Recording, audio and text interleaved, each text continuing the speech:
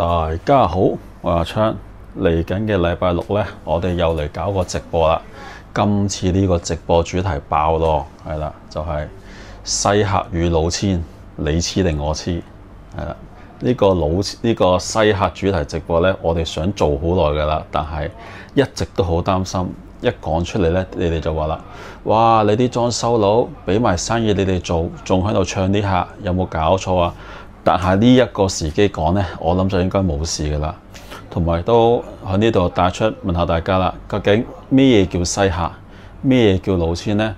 嗱，睇翻留言區啦，就一面倒就話 Amy 西客啦。其實即係以我哋一年買單計數啦，係啦 ，Amy 呢種呢，要西西地啦，就唔算西客嘅。西客有個首要條件就係唔想找數，嗰啲先係最西嘅西客，因為我哋拋得個身出嚟做，係啦，我哋啲服務性行業就預咗係要受氣啊、受委屈㗎啦。但係我哋委屈為咩啫？為錢啊嘛。有啲客呢，睇下禮拜六，我睇下其他嗰啲 designer，佢哋夠硬啦，將啲真嘢講出嚟啦。有啲真係好衰嘅就係俾完第一期錢之後，你一路追佢問第二期錢，佢一時又話：哎呀，啲定期未攞得翻出嚟啊！跟住又話：哎呀，啲股票未行得啊！但係又一路催你做住先喎。咁可能你係收咗頭期嗰40%錢之後，你做下做到做家私啦，佢都仲未再俾錢你嘅。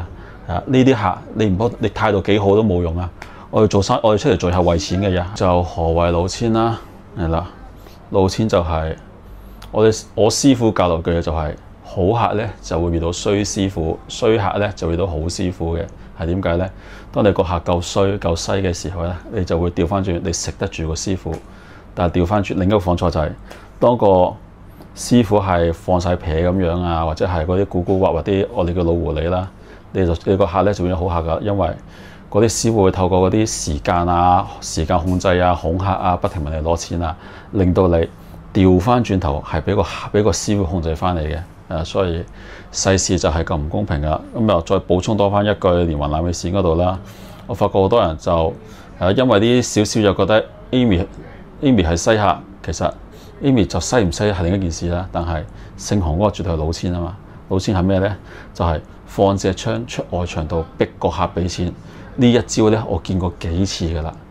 即係特登係搞到個檔單係你做客嗰個，你唔揾翻個師傅去傾呢，你係單嘢會卡住咗賣唔到尾嘅。呢啲就係最大老千表現啦。不過今次我哋係宣傳緊我哋嘅直播，就唔講咁多啦。係啦，我哋就會響今日試下新玩法，因為西客個案呢，我哋有非常之多係爭在夠唔夠膽講嘅。我哋因為得罪啲舊客啊嘛，啲舊客覺得我哋唱佢唔係咁嘅意思啦。